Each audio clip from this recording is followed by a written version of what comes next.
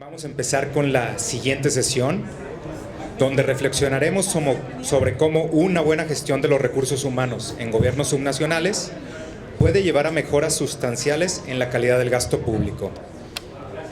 Invitamos a los participantes de esta sesión a pasar al frente.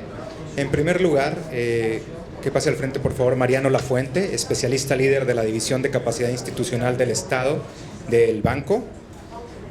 Seguido por Regina Pacheco, consultora de la Fundación Getulio Vargas. Andrés Corrales, gerente de desarrollo de la Universidad Continental de Perú. Y quien va a moderar esta sesión será nuestra colega Patricia Bakash, especialista senior de la División de Gestión Fiscal. Patricia, te cedo la palabra.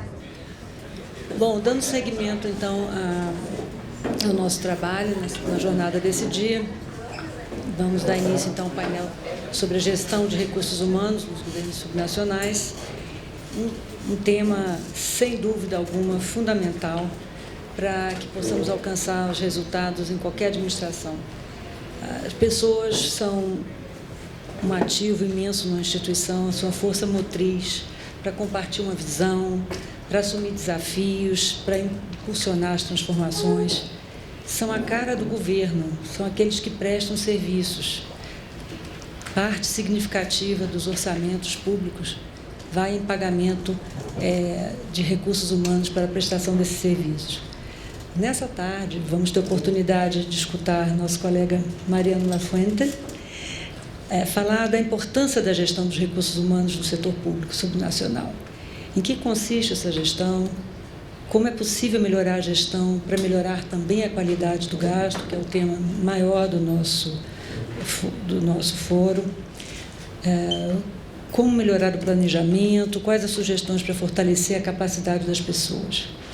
Em seguida, vamos escutar a Regina Pacheco, que vai nos falar sobre experiências em nível subnacional, experiências inovadoras aqui no Brasil, sobre a gestão das pessoas, como também com foco de melhoria no gasto público, mas sobre a importância de um modelo de gestão para resultados e de uma gestão estratégica das pessoas.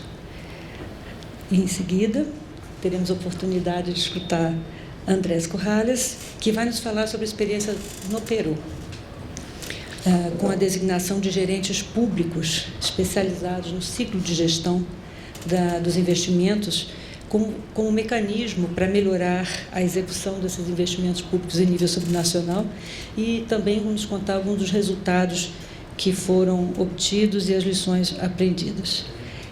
Bom, seguindo aqui a orientação, cada um vai ter 15 minutos para fazer a sua apresentação e tenho eu a responsabilidade de ficar controlando de forma estrita o tempo para que possa seguir o fluxo das apresentações. Então, com muita satisfação, por favor.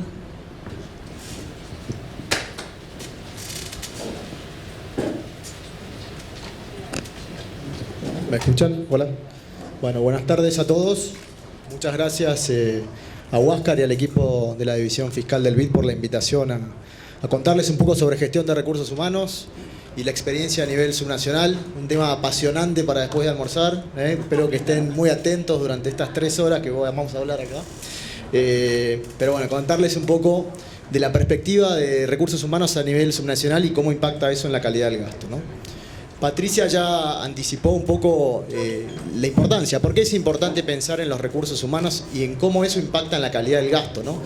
Muchas veces la fuerza laboral en el sector público es fija. Uno llega, ya están, no se mueve tanto, pero es súper importante y hay muchas oportunidades para mejorar la calidad. Entonces, ¿por qué es importante? Bueno, las instituciones las constituyen las personas y en los gobiernos subnacionales claramente tienen una cercanía muy fuerte con el ciudadano, por eso es súper importante. La mejor calidad de los recursos humanos lleva a mejores resultados, lleva a menor corrupción, lleva a mayor crecimiento económico, lleva a mejor entrega de servicios. Hay estudios robustos y rigurosos que así lo prueban. Está en una de las diapositivas como anexo, a los que estén interesados en verlo.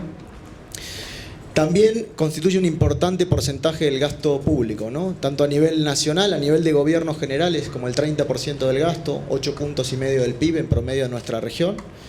y al nivel de los gobiernos subnacionales es mucho más. Y además, como empleador, el Estado en muchos gobiernos, y especialmente en provincias, municipios, puede ser el principal empleador. Por eso es fundamental que la gestión de los recursos humanos sea buena, ¿no?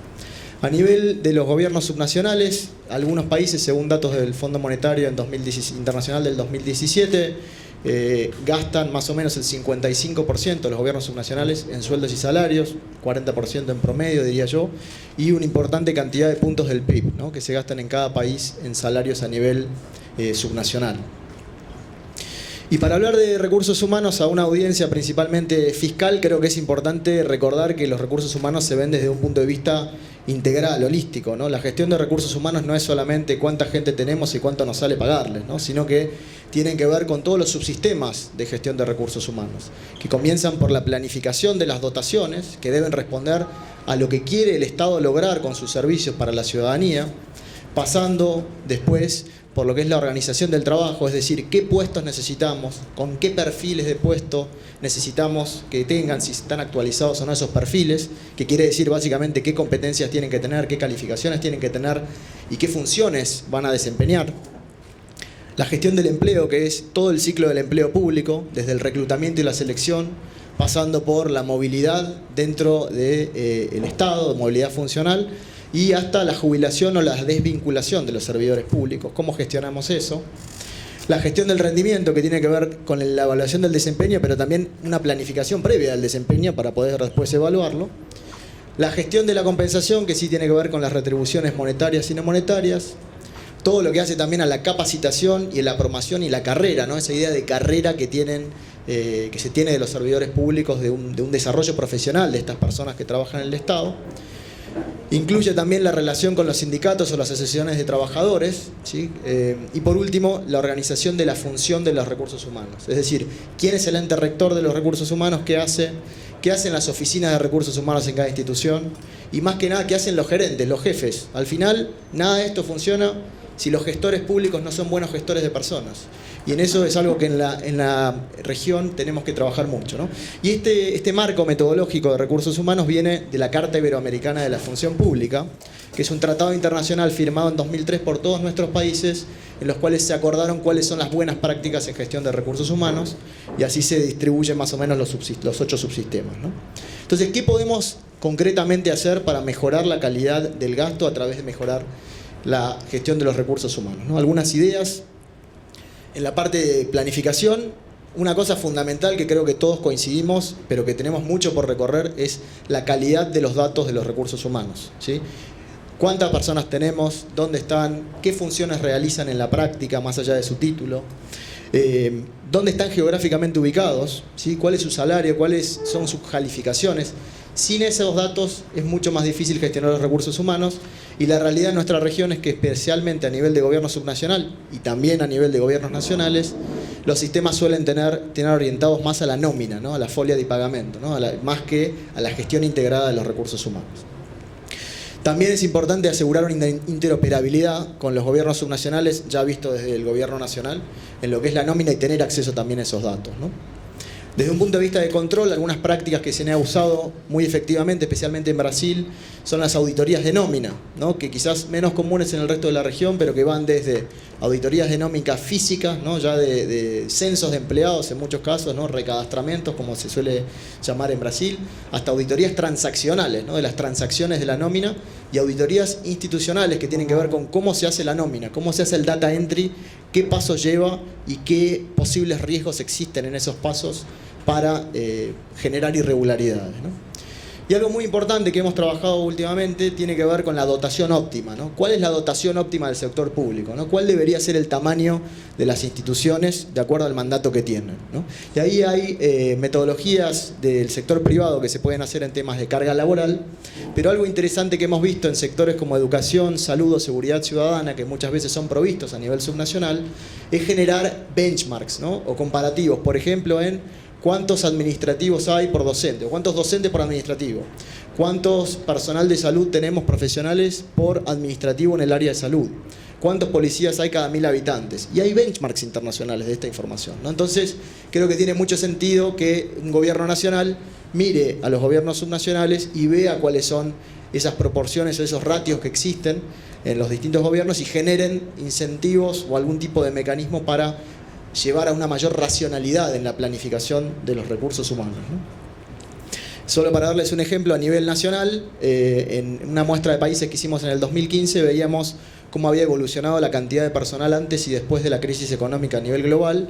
Esto es a nivel nacional, por ejemplo, y veíamos que la disparidad de los países, ¿no? Que, por ejemplo, Guatemala tenía 16 docentes por administrativo, pero en el caso de República Dominicana era casi 1 a 1, ¿no? Entonces, estos números que a nivel internacional quizás pueden variar más, a nivel nacional deberían, a nivel territorial, cuando no los evalúa, se podría hacer un buen benchmark y tratar de llevar todo hacia algo más razonable, ¿no? De un promedio a nivel nacional. Claro que estos datos dependen de la calidad del sistema de información de recursos humanos. Si la calidad del sistema es mala, los datos que vamos a tener son malos, ¿no?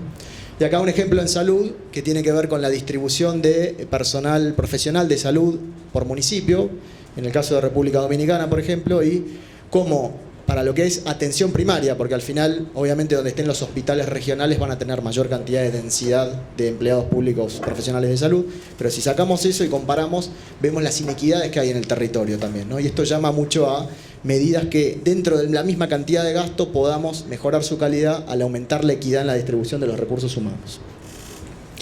En lo que hace a la política salarial, además de usar, por ejemplo, la política salarial con incentivos temporales para ir a lugares remotos o municipios o áreas de gobiernos subnacionales que tengan menor captación de profesionales, que es una práctica común en la región, lo importante es que sea temporal, ¿no? Y que después salga a veces esos incentivos territoriales permanecen en el tiempo.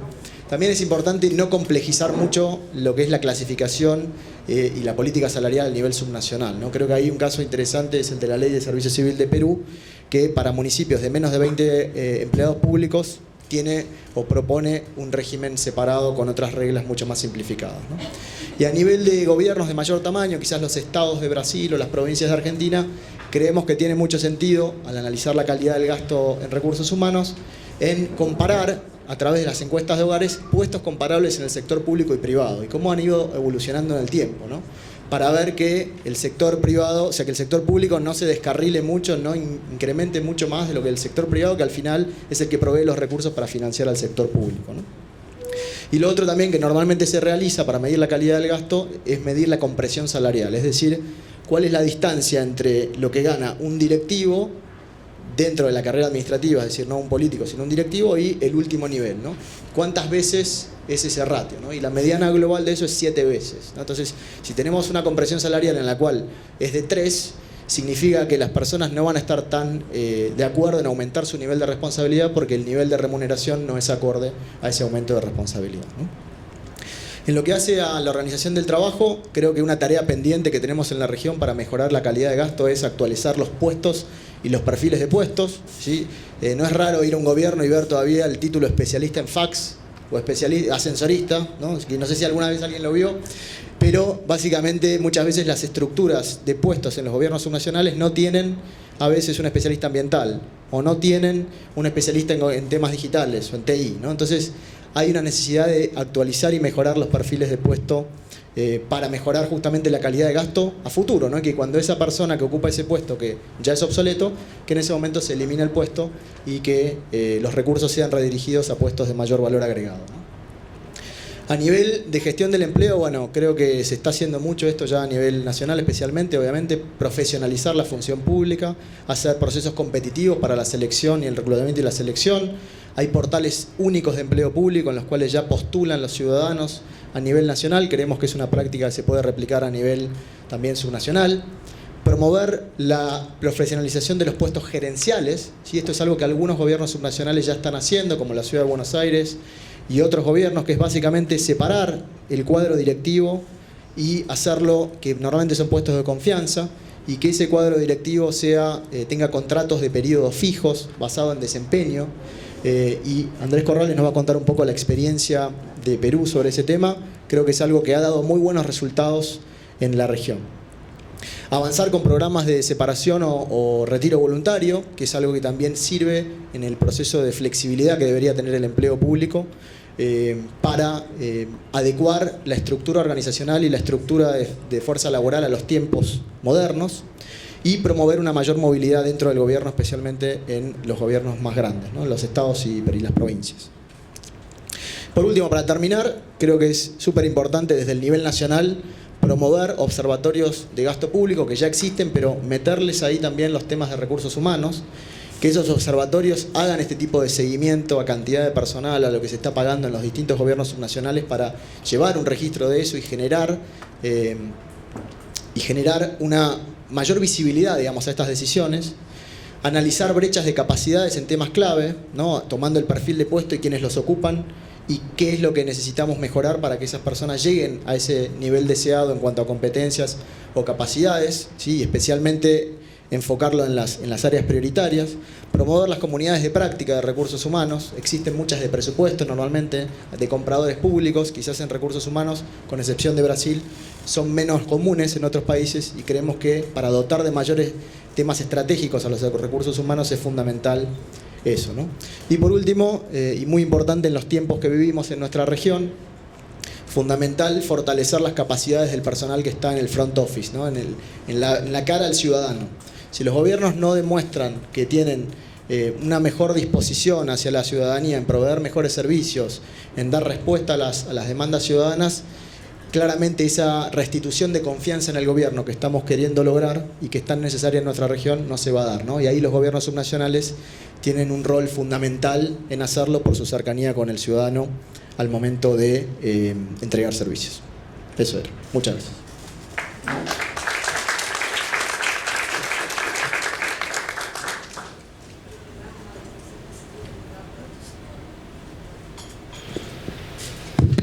Obrigada, Mariano. Você conseguiu abordar em tempo, inclusive, inferior ao seu limite, tantos temas interessantes. Obrigada. Regina, então, por favor, eu convidaria você a compartilhar conosco a sua experiência aí com os governos subnacionais brasileiros. Buenas tardes a todos. Les pido paciencia con mis errores de portuñol, pero voy a intentar hablar así, para que quizá me entiendan mejor que hablar portugués. Quiero agradecer a Huáscar, a Mariano, a la invitación por estar acá.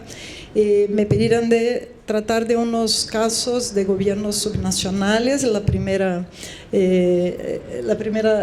tema ha sido, me decían, servicio civil. Y yo digo profesores, médicos, enfermeros, todo eso para nosotros es servicio civil, pero en castellano no, en la concepción no. Entonces, casos de innovación en las áreas de implementación, las áreas de administración, ¿no? Las carreras administrativas, lo que hace el Estado por dentro y no en contacto con el ciudadano.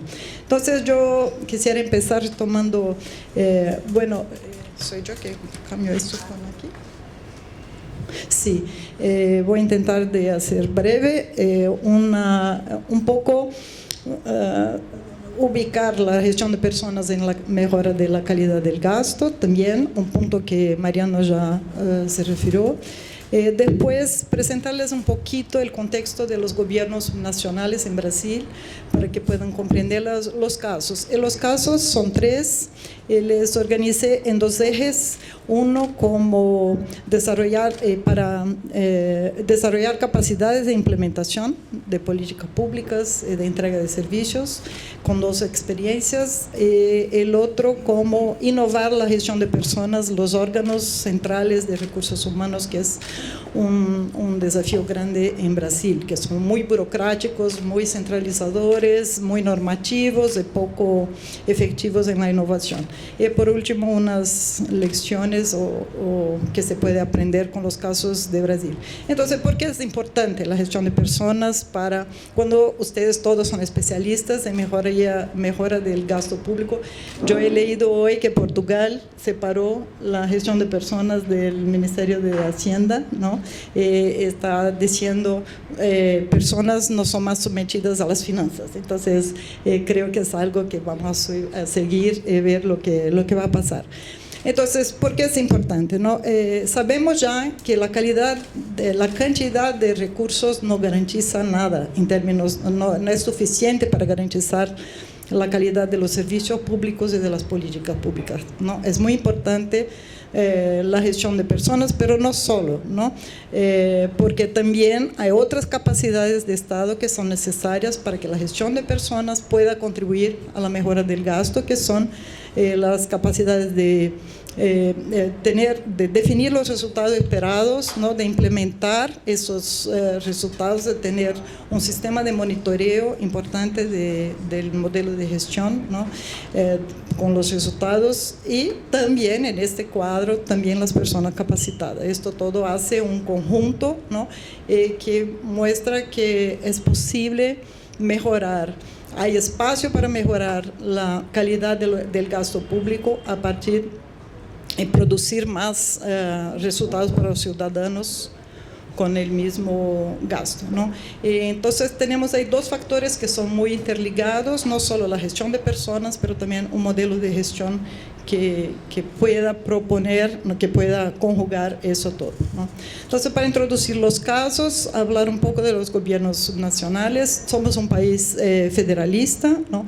Tenemos 3 esferas de gobierno, no decimos niveles porque no hay subordinación ni superioridad en términos jurídicos generales, ¿no? Tenemos el gobierno nacional o federal, como le llamamos, los estados o las provincias, y los gobiernos locales de las municipalidades, que comparten funciones y tienen también responsabilidades específicas y autonomía. Es un sistema poco claro, ¿no? Porque todos pueden compartir funciones y hay otras que son específicas de cada uno de las esferas, ¿no?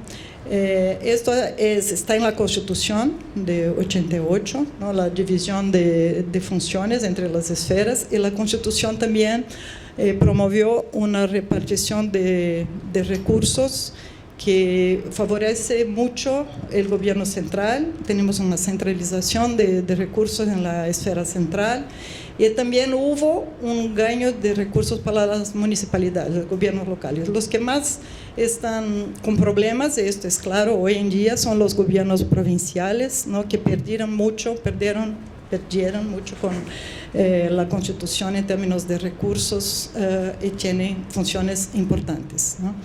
En todo eso, un grave problema es el sistema de pensiones en el sector público, en general en Brasil, pero en el sector público muy en particular. Para las provincias, los gobiernos de los estados, las pensiones del sector público corresponden a 1/4 de los impuestos recibidos, ¿no? De la receita corriente líquida, no sé cómo se dice eso, pero es muy importante. Hasta poco, y por años aún tenemos eso, la persona pasa al retiro con la remuneración integral. Entonces es un sistema muy de privilegios para el sector público, y muy caro, ¿no? Y estamos en plena crisis económica desde 2013, ¿no? Con impactos serios en los estados, no solo, pero muy serios en los estados. En términos de contratación, gastos de personal, tenemos una rigidez muy grande, un crecimiento automático del gasto por las pensiones, ¿no? Que por sí solas crecen no se puede disminuir. Tenemos una ley de responsabilidad fiscal desde el año 2000 que dice que 60% es el techo para que los estados gasten con gestión de personas, pero ya en 2017, 14 gobiernos de estados superaron este marco dentro de la crisis, etc. Bueno, también porque los gobiernos de los estados, a ellos les toca mucho de la educación y de la seguridad, que son profesiones, son ocupaciones con menores tiempos de trabajo, por lo tanto de contribución, no se retiran más temprano por las condiciones de trabajo, y viven como nosotros 150 años que vamos a vivir, entonces tiene más presión fiscal sobre los estados, ¿no? Entonces las dos experiencias, las primeras en términos de desarrollar capacidad de implementación dentro de un modelo de gestión para resultar los estados. Entonces, la experiencia de Minas Gerais, que ha sido desarrollada de 2003 a 2014, ¿no? Que tuvo distintos nombres, y también la experiencia de Pernambuco en otro estado, en el nordeste, que también que empezó un poco más tarde, 2007, pero sigue hasta hoy. Y son los dos casos que yo quisiera marcar. Aquí está el mapa de estrategia. Entonces, una marca común de los dos casos es que los gobiernos tomaran en serio la idea de que hay que tener una estrategia y un plan estratégico, un mapa de la estrategia, y están los dos con los objetivos macro, los distintos horizontes de resultados. Para implementar y para obtener los resultados previstos, entonces hay dos experiencias distintas. Minas Gerais optó por tener un grupo de personas muy calificadas y experientes que han sido seleccionadas, que tienen un tiempo cierto de contrato y van a estar por un tiempo. Y Pernambuco creó una nueva carrera. Entonces son dos experiencias distintas, pero ambos distintos del caso general en Brasil, que es de tener lo que más se hizo, carreras de especialistas en políticas públicas y gestión gubernamental. Lo que pasa es que a todos les interesan las políticas públicas, pero gestión no les interesa ocuparse de gestión. Entonces, Pernambuco es especial por eso, porque creó una carrera que es directamente mirando la planificación, presupuesto, monitoreo de resultados de esta estrategia, ¿no? Entonces, Minas Gerais está ahí, es el segundo estado en términos de población, tiene más de 21 millones de personas que viven ahí, tiene más de 600,000 servidores públicos de carrera estables, ¿no? Permanentes, pero casi la mitad ya de retirados de esos, ¿no? Que están en la hoja también. Ahí están los datos. Está muy por arriba del límite de la ley de responsabilidad, que es 60%, están en 78% del gasto con personal. Estos son datos de ahora, ¿no? Tiene super remuneraciones, pero no voy a focar en el caso. Entonces, es un grupo que son cargos creados por ley y no son la misma cosa que libre nominación, porque hay un proceso específico de selección y de desarrollo y de seguimiento de las personas. ¿No? Porque eso no hay más, ha sido la experiencia, como dijo, de 2003 a 2014, ¿no? Con 2 ediciones de eso, ¿no? Personas no solo bien formadas, que es, en Brasil mucho se valorizan los diplomas, ¿no? Formales, pero también experiencia gerencial, porque se trataba de personas que iban a buscar los resultados de los programas estratégicos del Estado, ¿no? Con remuneraciones competitivas, con el mercado y con esto que es un buen programa de desarrollo y seguimiento de estas personas, pero con fin definido por ley, ¿no? Se extingue el último día del gobierno. El próximo gobierno, si tiene un modelo de gestión estratégico, puede enviar un nuevo proyecto de ley y retomar la idea de crear un nuevo grupo, ¿no? Y ahí está un poco el resumen de lo que motivó esa gente experiente y joven, ¿no? Al mismo tiempo que trabajó por los programas estratégicos de Minas. El libro está en internet, lo pueden encontrar. Pernambuco tiene la posición número 7 en provincias de población en Brasil, está en Nordeste, y tiene casi 10 millones de personas. El 58% de los ingresos van para gastos de personal, ¿no? Del Estado hoy. Todo eso concentrado, como los demás estados, muy concentrado en educación, seguridad y salud. Entonces, la idea ha sido, por el gobierno de 2007, de crear una nueva carrera. Ya les dice que ha sido para definir e implementar la estrategia y monitorear los resultados, ¿no? Entonces, es distinto de las carreras de políticas públicas de gestión en Brasil, seleccionados por concurso público, entonces son permanentes del Estado, se quedan de un gobierno a otro todo el tiempo, ¿no? Tienen una parte de la remuneración variable, no solo por los resultados, pero también por horas de formación que tienen que tener dentro de la carrera. Entonces, una forma nueva de pensar la profesionalización en el sector público. Bueno, también una frase aquí, ¿no? que hace una síntesis de esto. Bueno, es muy difícil decir en los dos casos que han sido responsables por la mejora de resultados de los estados, ¿no? Porque es muy difícil de establecer relaciones de causalidad, pero sí hay muchos estudios, ahí está que está citado, que dicen que en los dos estados hubo resultados significativos en educación, en seguridad, ¿no? Entonces, bueno, ahí tiene. El último caso es un caso de gobierno municipal que está en curso ahora, los otros dos se terminaron. Este está en curso en la ciudad de Belo Horizonte, que es la capital de Minas Gerais, con 2,5 millones de personas, ¿no? Donde los gastos con educación y salud corresponden a 40% de todo lo que gasta el gobierno local, que la idea, aquí se trata de una innovación en la función, el rol del órgano central de recursos humanos en la municipalidad.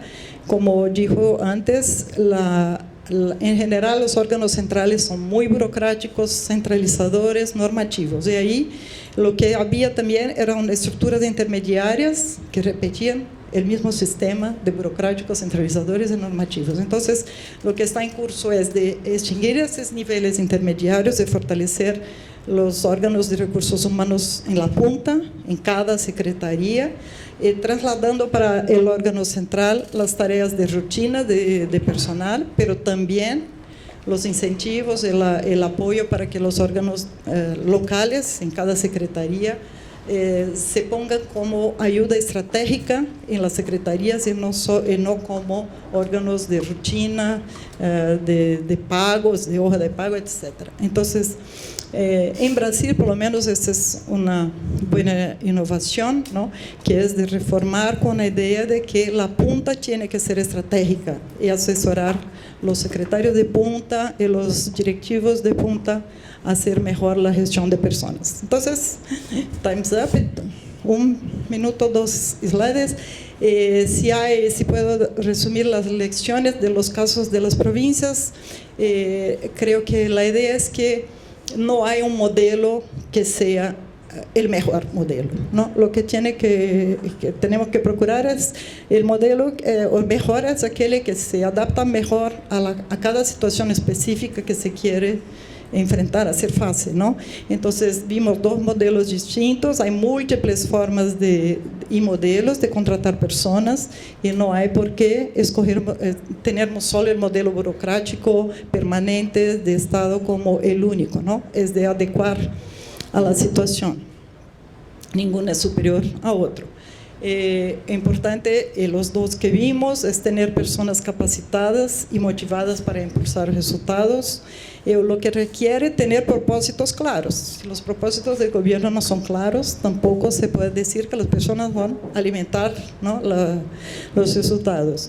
Y también introducir racionalidad en la nominación, en la escoja de los que van a tener estos puestos de gerentes o monitorear los resultados, ¿no?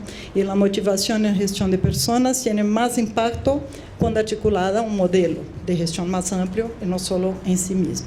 Y para concluir sobre la experiencia de Buenos Aires, podría decir que el rol central es fundamental de recursos humanos, que no basta controlar los gastos de personal. Atención ustedes, todos que son del control, por favor, no es suficiente controlar el gasto de personal, ¿no? La tecnología por sí sola no va a resolver el problema, es importante, pero no es toda la solución, es solo una parte de la solución, ¿no? Y funciona mejor cuando el órgano central se coloca como un difusor de innovaciones y socio de la punta, ¿no? Y no el controlador de todo el proceso de recursos humanos. Bueno, y hay cambios que impulsan mejores resultados sin aumentar el gasto. Creo que podemos afirmar eso de esta experiencia. Gracias. Desculpa por ello.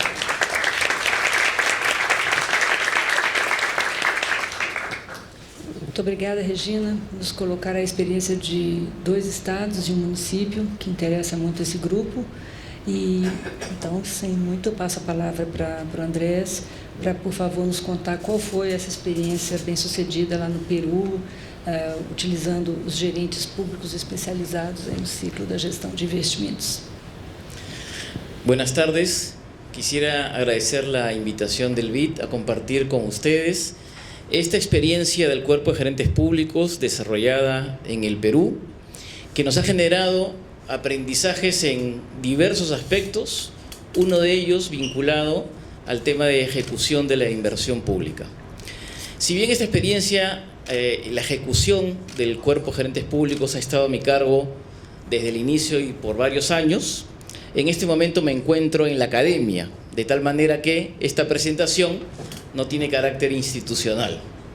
Muy bien, el Cuerpo de Gerentes Públicos como mecanismo de mejora de ejecución de la inversión pública subnacional.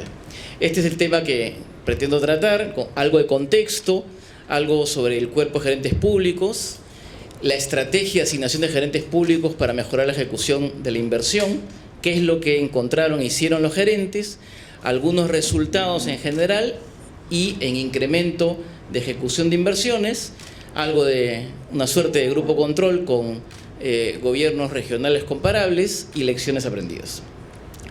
Algo de contexto, bueno, el Perú es un país unitario y descentralizado, es decir, es una mezcla entre un país totalmente centralista y totalmente descentralizado. Tenemos 25 gobiernos regionales elegidos democráticamente por voto popular y un régimen especial en la Municipalidad Metropolitana de Lima que hace de municipio y de gobierno regional. Dejamos de tener un ente rector de los recursos humanos en 1995, hubo un vacío hasta el año 2008 en que se crea el nuevo ente rector Servir y el Cuerpo de Gerentes Públicos también en la misma reforma. Más del 70% de los puestos directivos a nivel nacional son de confianza, pero en los niveles subnacionales eso va entre el 70 y el 100% de puestos directivos, ¿no? Eso genera una alta rotación, según información del Banco Central de Reserva. 1.5 años es el tiempo de permanencia de personal ligado a las inversiones en el puesto, ¿no? En realidad, el promedio esconde que muchas veces, en el caso de los puestos directivos, es bastante menor el tiempo de permanencia en los puestos ligados a la ejecución del gasto. También se vio que mientras mayores recursos para inversión recibían los gobiernos regionales, era menor su capacidad de ejecutarlos, ¿no? Había una, digamos, relación inversamente proporcional. Más recursos, menor porcentaje de ejecución del gasto. El Cuerpo de Gerentes Públicos fue creado, como decía, mediante un decreto legislativo el año 2008, como un cuerpo que permitía seleccionar meritocráticamente a gerentes calificados. Eso no había habido en el país, es una experiencia inédita, justamente por esta tradición y estos inmensos porcentajes de puestos de confianza. Una selección meritocrática libre de injerencia política, eso también es una noticia inédita en el país, que además estaba precedida, es otra cosa que era nueva, con perfiles de idoneidad elaborados de manera técnica y que incluían competencias directivas, ¿no? Definidas en base a ciertos estudios. La remuneración era competitiva y cofinanciada, es decir, habían plazas presupuestadas en los gobiernos subnacionales para estas posiciones, había un presupuesto para ello y entonces, para llegar a la nueva escala que establecía el régimen laboral especial de los gerentes públicos, Servir complementaba la remuneración, ¿no? Así podía tenerse a nivel subnacional remuneraciones competitivas. El vínculo laboral, no obstante, no se establecía con Servir, sino el vínculo laboral de los gerentes públicos se establecía con la entidad en la que estaban asignados los gerentes. Pero la solicitud de gerentes era voluntaria, es decir, aquellos gobiernos regionales que lo solicitaban porque identificaban que no lo necesitaban. Algunos otros de repente lo necesitaban, pero no lo solicitaban a Servir. Se establecían unos convenios con Servir y eso permitía la asignación de gerentes públicos en equipo. La idea era justamente que fueran en equipo. Bueno, la estrategia se concentró en este caso, lo que voy a comentar, en 3 gobiernos regionales: Junín, Apurímac y Cajamarca. Junín y Apurímac del centro del país, zona andina; Cajamarca, una mezcla entre zona andina y norte del país. Y en esos 3 gobiernos regionales estamos hablando de un periodo entre agosto del 2009 y diciembre del 2010. ¿Qué encontraron e hicieron los gerentes públicos? Bueno, encontraron que, y justamente eso fue lo que motivó que los gerentes fueran solicitados por estos gobiernos regionales, que la ejecución estaba en sus pisos históricos. O sea, había una gran debilidad para la ejecución de inversiones, incluso menor que en periodos anteriores. Ellos, si bien fueron en equipo quiero decir, a cargo de las gerencias de infraestructura, que tenían la formulación de los proyectos, que tenían la supervisión de los proyectos, la generación de expedientes técnicos, ¿no? Y también las contrataciones de las empresas que iban a ejecutar los proyectos, en ese equipo, ¿no? Pero no fueron con personal a cargo. Sin embargo, mantuvieron la mayor proporción de gente con la que encontraron y trabajaron con ellos. Solamente hicieron algunos cambios, como pueden ver, el 50% de los gerentes no realizaron cambio alguno, el 30% cambiaron entre el 5 y el 50%. Pero la idea es que más o menos trabajaban con la gente que encontraban. Y tuvieron un incentivo importante desde el órgano rector para capacitar al personal que encontraron. Más de 700 oportunidades de capacitación, un promedio de 12 personas a cargo de cada gerente que eran capacitados para mejorar su rendimiento en la inversión. Algunos resultados: se redujeron de 5 días a 2 horas, por ejemplo, la expedición de certificación de crédito presupuestal, que es un requisito para avanzar en la ejecución de inversión en un gobierno regional. Se redujeron días también para el registro de los proyectos de inversión, ¿no? Hasta su viabilidad en otro gobierno regional. Se redujo también el número de días hábiles para la firma del contrato desde la elaboración de los estudios, expedientes técnicos, hasta que ya estuviera el contrato firmado. Se incrementó también la capacidad operativa, en algún caso un gobierno regional que tenía capacidad instalada para ejecutar inversión por administración directa.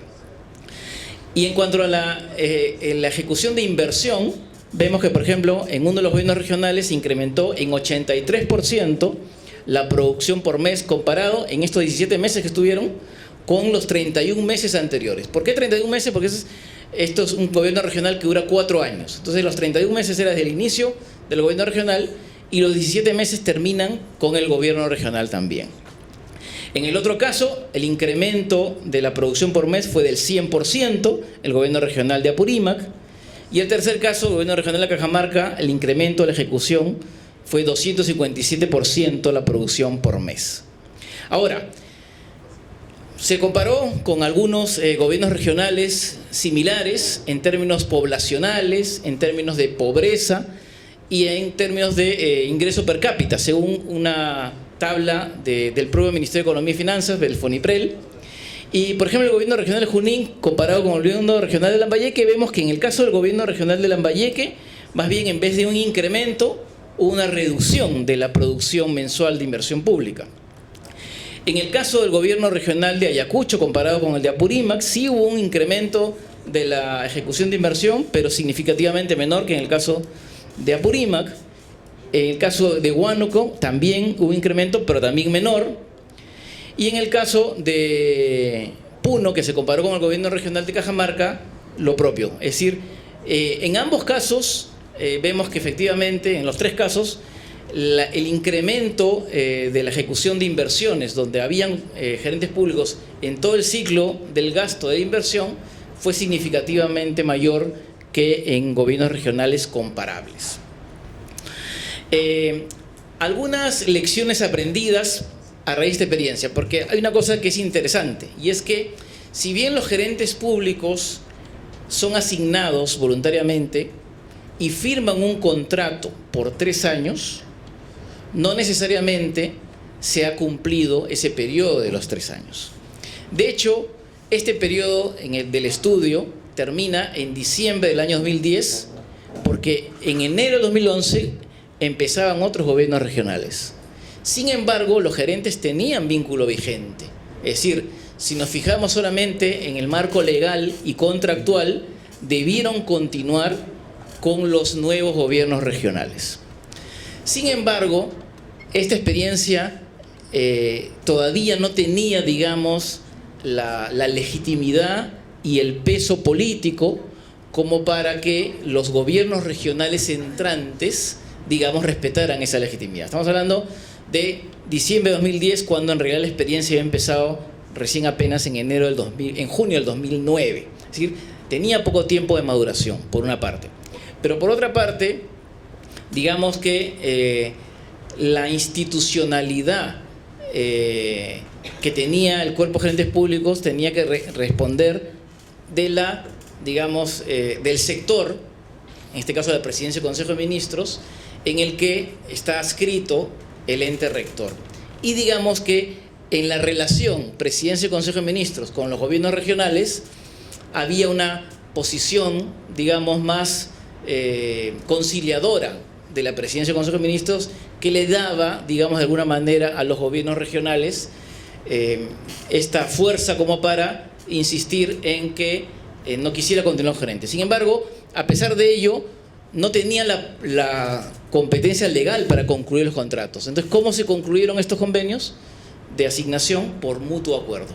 Los propios gerentes decidieron voluntariamente, digamos, terminar sus contratos, ¿no?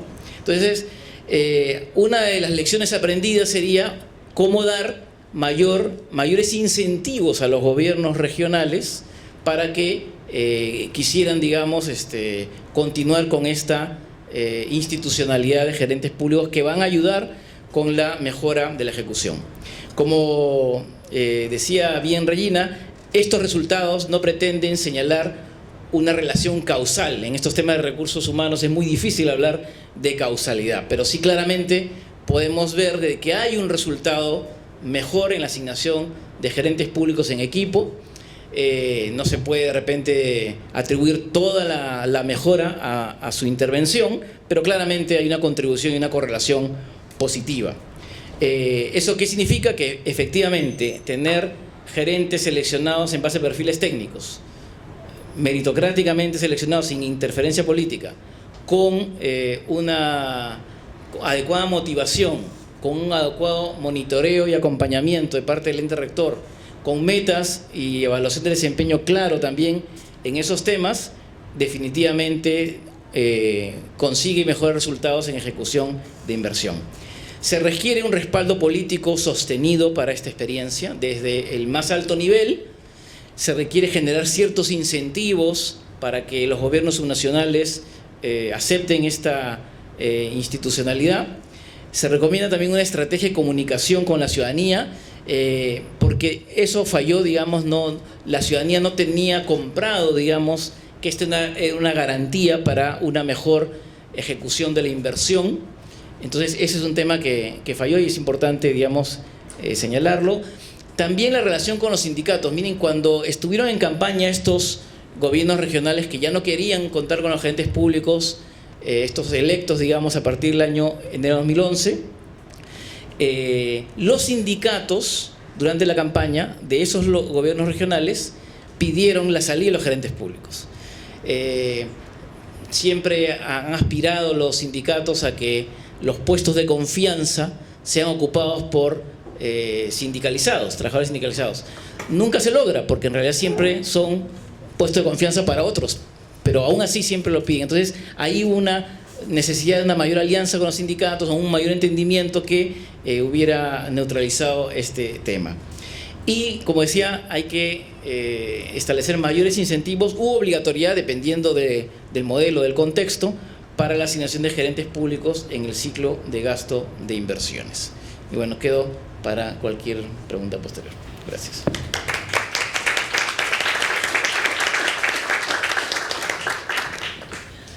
Muitas graças. Obrigada, Andrés.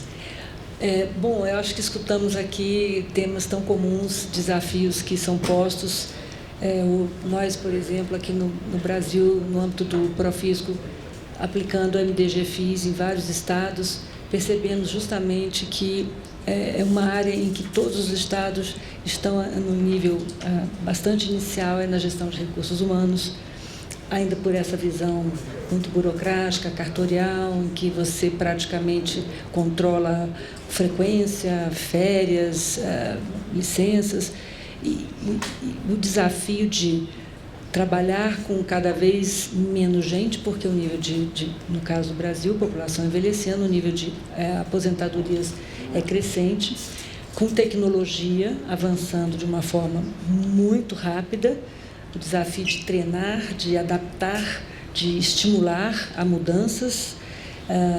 Então é muito interessante para a gente escutar, por exemplo, a iniciativa de vocês lá no Peru, de colocar um grupo que lidere, que fomente uma iniciativa, as experiências aqui de 2 estados brasileiros e os temas que o Mariano colocou, que pegam os temas centrais para a administração de recursos humanos. Bom, e como temos então um tempo no nosso painel, queria colocar ao público aí a possibilidade de fazer algumas perguntas aos nossos palestrantes, aproveitar a presença para tentar responder algumas das perguntas que vocês tenham.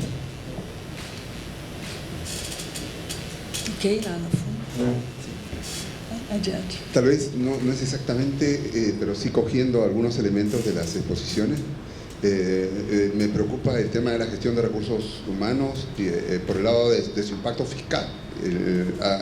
En la mañana les mencionaba que uno de los problemas que se está presentando con mucha frecuencia son las sentencias judiciales por temas laborales, que es, digamos, lo que está poniendo en aprietos a muchas municipalidades. Solo doy 2 ejemplos. Por ejemplo, Chiclayo es una de las principales ciudades del país y solo reposiciones de gente, etcétera, cuesta tanto que ni siquiera la municipalidad tiene capacidad para hacerlo. Entonces, desde tanto la presentación de Andrés, por ejemplo, este tema de la experiencia de los gerentes públicos, uno de los temas que se desprende es que había una brecha salarial importante entre lo que está programado digamos, en los recursos de las entidades, el gobierno regional en este caso, y lo que finalmente el gerente público termina recibiendo, que obviamente genera esa diferencia salarial, genera obviamente un entorno poco favorable para la continuidad de estos gerentes. Pero en segundo lugar, relacionado con lo que mencioné hace un momento, es que en la gestión de recursos humanos no existe todavía un vínculo entre la programación de recursos humanos por contratar, como sí lo hay, por ejemplo, en el caso del Gobierno Nacional, conocido como el AIRSP, que es un instrumento para programar los recursos a contratar. En los subnacionales, ni los regionales, ni los locales, digamos, todavía eso está programado. Menos existe un contrato único o no existe una planilla única donde se pueda tener una idea de cuánta gente está trabajando en lo subnacional. Que obviamente a la hora de romper vínculo laboral, eso termina en el Poder Judicial y finalmente es una bola de nieve que va a ir creciendo. Entonces, tienes un tema de brechas salariales por un lado, que el Poder Judicial toma directamente para dar compensaciones a aquellas personas que establecen un vínculo laboral con la entidad y finalmente terminan recibiendo compensaciones laborales que no tienen nada que ver con los recursos que la municipalidad tiene programado en la entidad y obviamente generando impacto sobre las finanzas de estas entidades. Gracias.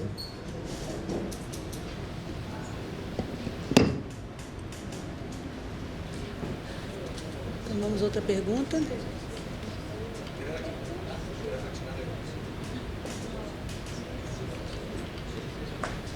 Ok, por favor. Buenas tardes. ¿Se escucha? Sí, perdón. Sí, felicitarlos por el tema. Creo que es de mucha vigencia y lo hemos venido platicando desde el día de ayer, ¿verdad? Donde el tema de recursos humanos es un efecto importante para el tema de la calidad del gasto. Recuerdo, Mariano, que estuve en Honduras haciendo esos estudios, ¿verdad? Ahorita que ya... Y vienen a pegar precisamente con varias políticas que Honduras adoptó en estos últimos años, ¿verdad? Estábamos alrededor de un 11.2% del PIB y con las gestiones, ¿verdad?, en materia de recursos humanos, especialmente por implementar herramientas que vinieran a consolidar y a mejorar la gestión, no solo de la administración central, sino que todo el Poder Ejecutivo, hemos logrado reducir de un 11 a un 7.8 del PIB en el 2018. Estamos en esa evaluación todavía del 2000.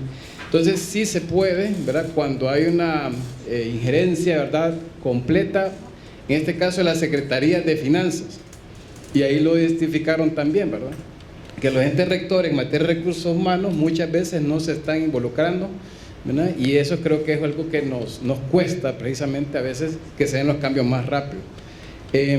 Actualmente tenemos ya 101 instituciones, ¿verdad?, en el sistema de registro de empleados públicos, que no solo es el del servicio civil, sino que también incorpora también empleados de la administración descentralizada y también inclusive algunos entes constitucionales, aunque les parezca así bastante difícil, ¿verdad?, pero es por un tema también de conversar, de ver un objetivo mayor de país, ¿verdad? No ha sido fácil, ¿verdad? Bueno, la viceministra está aquí al lado, es un tema bastante álgido, ¿verdad?, de poder estar controlando, y alguien lo tiene que hacer. También podemos decir que en materia de docentes, ¿verdad?, también se empezó desde el 2011, ¿verdad?, y se han logrado estabilizar muchas de esas fluctuaciones que se tenían en el pasado. También es un tema, ¿verdad?, fuerte, político, que ahí es donde no podemos fallar. Y ahí mencionaban las relaciones iniciales, ¿verdad? Hay mucho todavía por hacer para mejorar todavía la cobertura de la administración en educación. A nivel subnacional es un reto, y creo que por aquí viene la pregunta. No sé si, porque mencionaron ejemplos así bien puntuales, ¿verdad?, que se han hecho, pero si hay experiencia de poder establecer un sistema que integra, digamos, la base de todo el sector subnacional.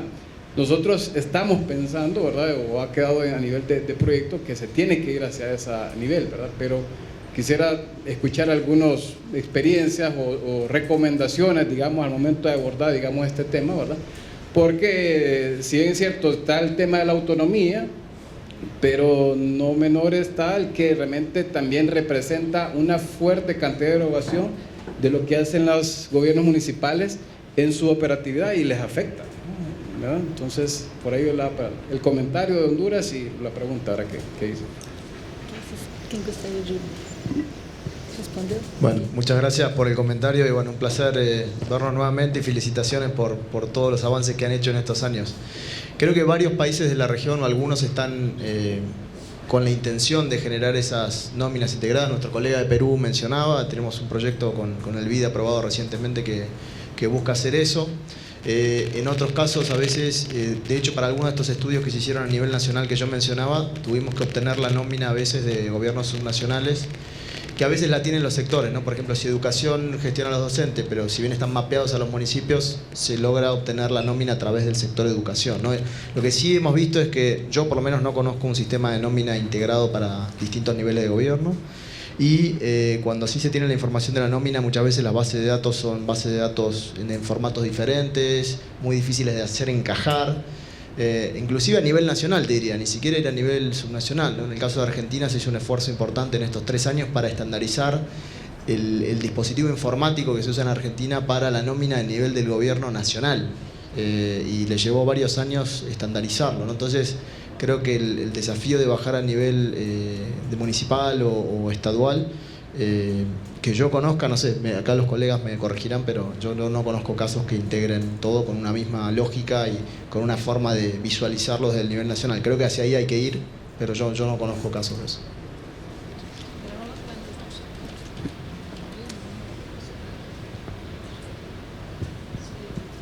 No, en un país federalista eso no es posible, no se puede hacer.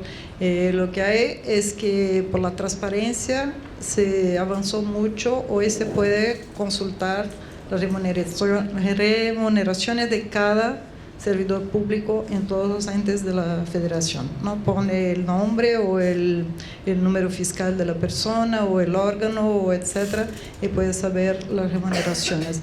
Pero a cada ente el control de la hoja de pago, de las nóminas, etcétera. Lo que pasa es que tenemos las cuentas nacionales, ¿no? Ahí sí hay boletín fiscal de los entes subnacionales, entonces se puede encontrar los datos de cuánto gasta cada ente con personal, etc. Pero creo que de Brasil podría decir que no es suficiente controlar y tener todo junto, ¿no? Si no avanzamos en la gestión de personas o en los modelos de gestión, en los resultados que se quiere, etc., hay el riesgo de siempre repetir el discurso del corte, ¿no? Hay que reducir, pero no se mejoran los servicios de las políticas. Entonces creo que no se puede disociar una cosa de otra, ¿no?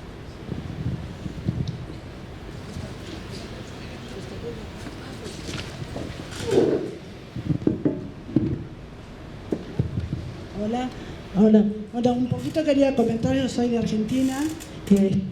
Nosotros tuvimos una situación muy particular. El sistema de seguridad federal de retiros, ¿no? En los años 90 se hizo cargo de las cajas provinciales. Nosotros lo tenemos en Argentina, hoy aproximadamente la mitad del servicio público de los niveles provinciales a cargo del sistema federal. Esto obligó, por supuesto, hoy en día los gobiernos provinciales tienen que informar, igual que hacen las empresas privadas, por un sistema digital, el listado de la nómina de todos sus empleados. Eso, digamos, logramos de alguna manera consolidar en el sistema del empleo público nacional con el sistema provincial de cajas que habían transferido, las provincias que habían transferido.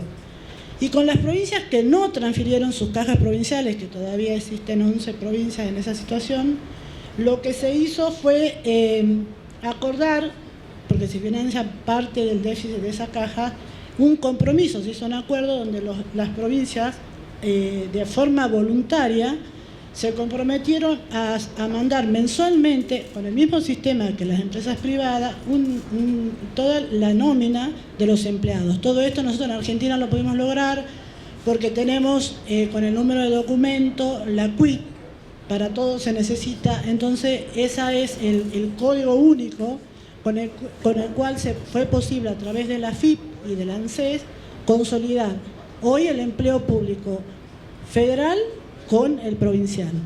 Bueno, hay una parte que todavía está oculta, que son los contratos que nosotros le llamamos tipo basura, que son contratos de obra o de servicios que son facturados, pero que también ahora lo tienen que informar cuando esos contratos son anuales. Y en muchas provincias también consolidan el sistema municipal. Esto, cuando se consolidaron todas las bases, lo que se permitió fue identificar que había duplicidad de cargos, había más personas que trabajaban para el gobierno nacional y para provincia. Esto fue muy eficiente porque quizás ninguno de estos niveles de Estado conocía la situación del otro.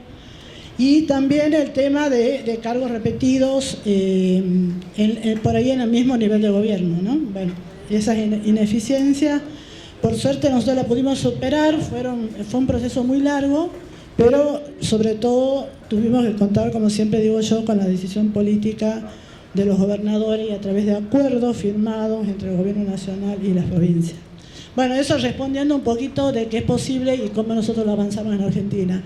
Y lo segundo, quería consultarte porque nosotros tenemos pendiente en Argentina una nueva ley de coparticipación que nos obliga a tomar en ese reparto parámetros de eficiencia, ¿no? Y de calidad del gasto. Y la Constitución que se reformó en el 94 decía que el tope para esa nueva ley era el 96 y todavía no la pudimos consensuar. Y ni siquiera pudimos armar el sistema de información que nos permita avanzar en esos parámetros de calidad de gasto, ¿no? Y una de los grandes, digamos, desafíos es el tema de cómo hacer comparable la información de nuestro territorio, ¿no? En las provincias tenemos mucha diversidad en tamaño, en población y en desarrollo relativo, ¿no? Entonces, cómo corregir, por ejemplo, la cantidad de docentes por cantidad de alumnos con el nivel de la densidad poblacional, ¿no? O por ahí también el desarrollo de desarrollo humano, el diferente índice, la capacidad de aprendizaje de los alumnos es diferente y la cantidad de maestros frente al aula también es diferente. Entonces quería ver si qué experiencia tenía que por ahí nos pueda servir. Gracias. Por eficiencia de tiempo, entonces, por favor, quien do painel puder Sí, comentar. bueno, buenísimo. Primero, gracias por el primer dato que mencionabas, que yo no lo tenía mapeado. Sobre tu pregunta, mira, nosotros lo que hicimos con estos estudios fue poner datos sobre la mesa que buscaran explicar la situación. O sea, no es que era algo rígido de un indicador, ¿no? Porque claramente en un área rural no es lo mismo que un área urbana, ¿no? Claramente hay un tema de cobertura también, ¿no? Porque si uno lo compara con la matrícula versus con los chicos que son elegibles para tener educación es otra cosa, ¿no? Entonces, básicamente lo que se buscaba con poner blanco sobre negro esos datos era justamente informar la conversación, entender los por qué en algunos lados nos da muy diferente los índices que normalmente se ponen a nivel general, y en base a eso tener una conversación inclusive con el sector, porque al final el sector educación es el que puede saber mejor que nadie eso, ¿no? Entonces creo que ahí hay una conversación de política pública con el sector y de entender la situación. Entonces no había algo rígido que decíamos urbano tal, rural tal, o zonas con más vulnerabilidad tal cosa, no, sino que era tomar eso en cuenta para después en las discusiones que surgieran las explicaciones del caso y que se tomaran decisiones con eso en mente, ¿no? Pero... Ok, então finalizamos. Nosso tempo já se esgotou. Um minuto. Un comentario que quería hacer al comentario de Juan. Ciertamente sí, sobre todo en esos años había una brecha significativa entre la remuneración que tenían los gerentes públicos y sus pares, ¿no? Pero es una, digamos, dificultad general, porque hay una necesidad de incrementar los recursos para que tengan correlación con la responsabilidad. Para que tengan una idea, en esa época un gerente de infraestructura que tenía a su cargo una cartera de proyectos de por lo menos unos 100 millones de dólares, podía estar ganando $1.000 de sueldo, ¿no? Entonces era muy difícil, digamos, atraer talento calificado con esas remuneraciones. Entonces el modelo de gerentes públicos permitía atraer personal calificado para ellos. O sea, hay una necesidad de, en general, levantar los pisos de esta situación. Ahora, posteriormente a la experiencia que he contado, los gobiernos regionales han seguido solicitando gerentes públicos, ¿no? Hasta el momento, ¿no? Lo que pasa es que no necesariamente en todo el ciclo de gasto. O hemos tenido la gerencia de infraestructura o hemos tenido la gerencia de contrataciones. Por eso no ha sido posible comparar posteriormente. Pero digamos, sí han seguido solicitando, y tanto en el nivel de gobiernos regionales, locales, como en el nivel nacional. Ok, então muito obrigada a todos aqui do painel pelas excelentes contribuições, e eu pediria uma salva de palmas.